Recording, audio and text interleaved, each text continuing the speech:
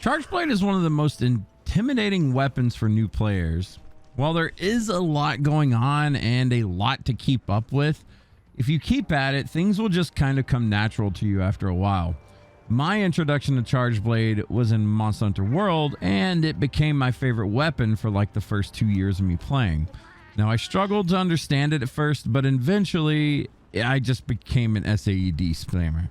We'll explain that in a minute. The glorious thing about Charge Blade, though, is that you can play it in many different ways. If you want to use Savage Axe, get that buzzsaw going. You want to SAED spam, Super Amped Elemental Discharge is what that stands for. Wear that circle button out. In this guide, I'm going to cover the basics of each version that I've played. It won't be a super in-depth guide, but this will get you started and hopefully explain things for newer players.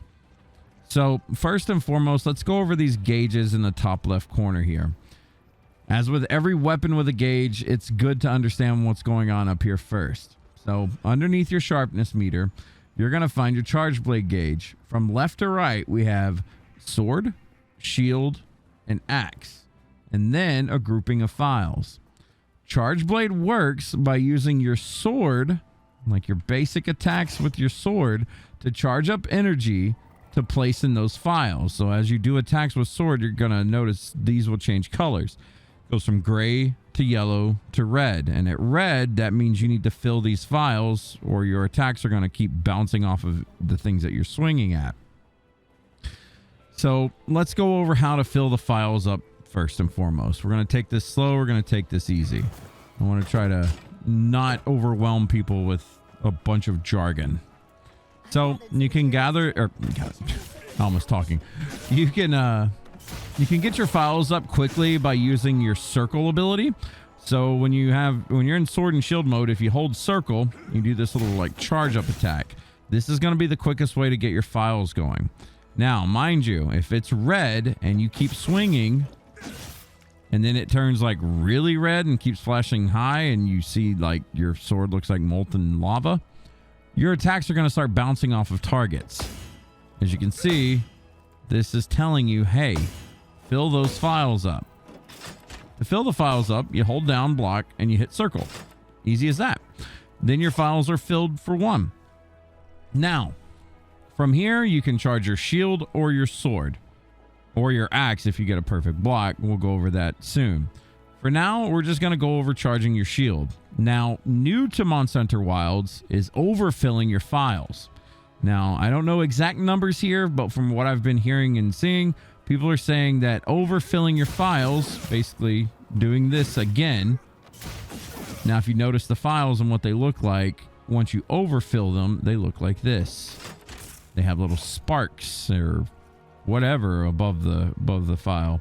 This means they're overfilled. Now, I heard if you inject your shield with all of this, it's going to last like 60% longer. If that is the case, then that is very much so worth doing. So you always want to overfill your files and fill up your shield with this. To fill your shield, you can do it in two different ways. So the old way and the normal way that I'm used to doing is by doing a regular attack, triangle circle again, and then hit R2.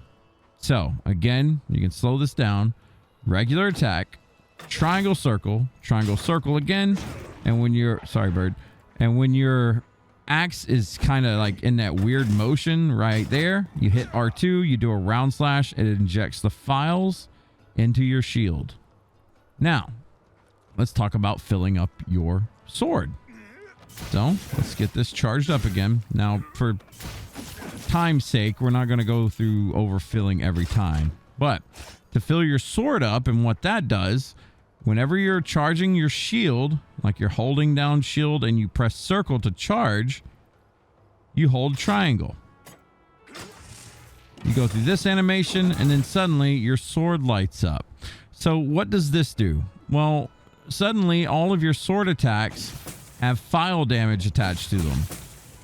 Typically speaking, you don't want to do this too much. That's not something that you really aim for, but if you can do it, why not, right? Also, the more important thing is you get mind's eye, so your attacks will not bounce off. Even if your sword is overdone here, you still will not bounce off of things. But, you know, that's not ideal.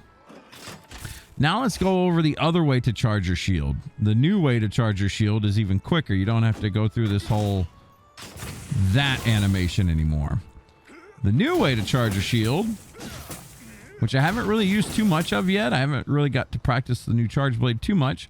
But whenever you hold down guard and hit the charge button, circle, you press and hold circle again. That will do something called elemental boost. You do this little punch with your shield. Whoops, didn't do it right. There we go. You do this little punch with your shield, and I don't really exactly know what that does yet. I need to test that, but that will charge your shield as well. Now, another thing you may have noticed just now, the color of the shield. So this is a bit more advanced, but it is something you need to keep in mind and try to practice as much as possible. When your shield is red like this, that's normal. Now, when your shield turns white, that's those few seconds of it turning white happened again right there. Whenever you do any morphing ability or any ability in general that puts your shield in front of you, it will glow white. Now, if you are attacked during that point, your shield kind of does a counter attack, right? It's called a guard point. This is something that, this is what separates the really good charge blade players from, you know, mediocre charge blade players. So you're going to want to do guard breaks as much as possible, because after you get a guard break, you can combo into an SAED or many other things from that. Like, your options are kind of out there at that point. But the best way to do a guard point, holding down shield and pressing triangle right before you get hit.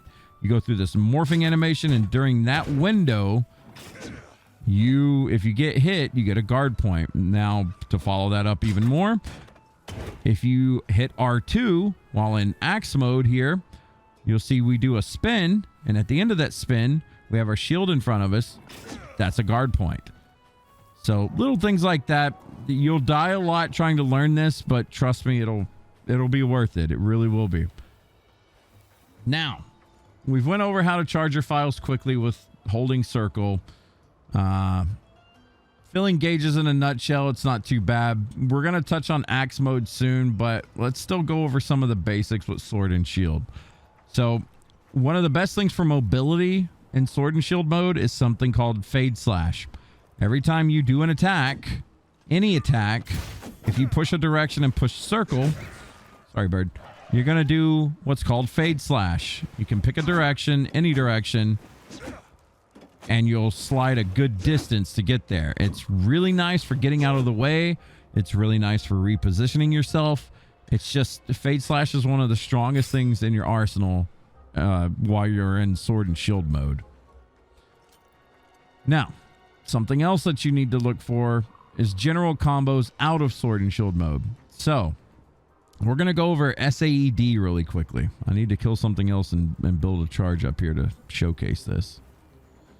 Let's walk over here. Kill another one of these things.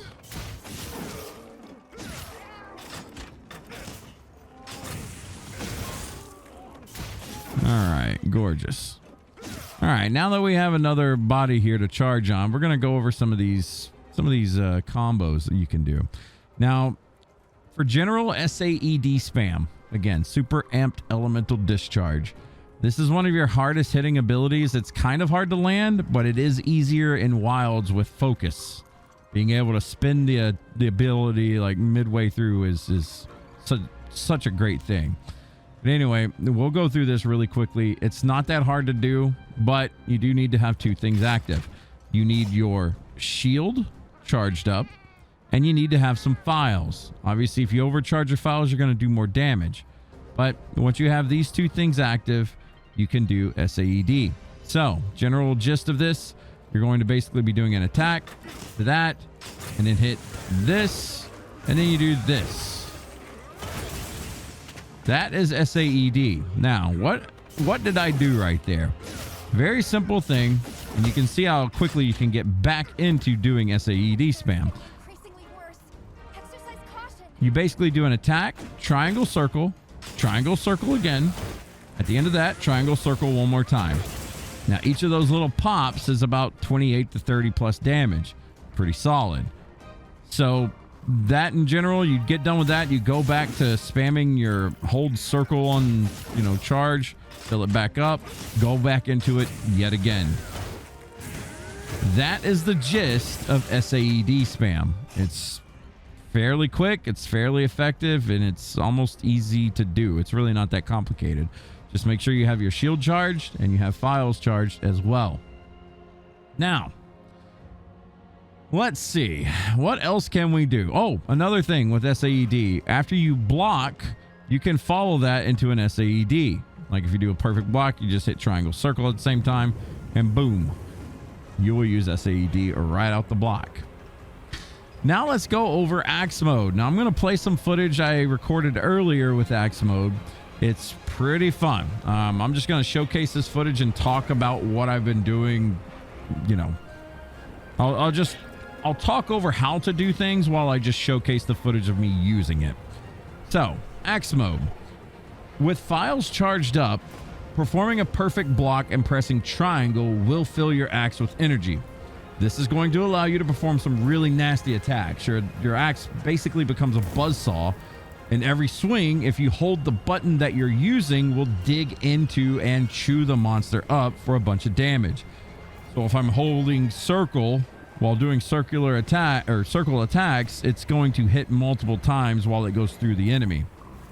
Now, you can also reach Savage Axe mode via mount if you do your R1 finisher after a mount, or by hitting a weak point with the L2 RB combination.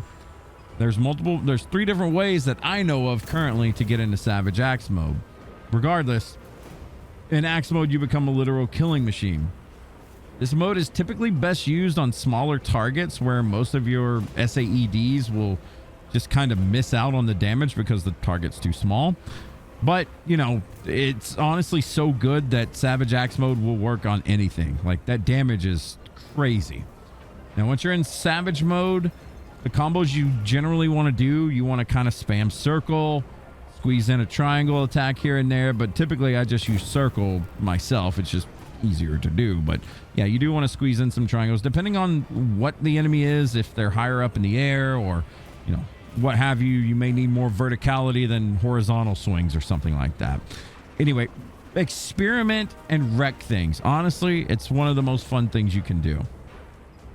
That's going to be the end of the tutorial, this basics guide for Charge Blade. I hope it wasn't like super complicated for you, any newer players out there.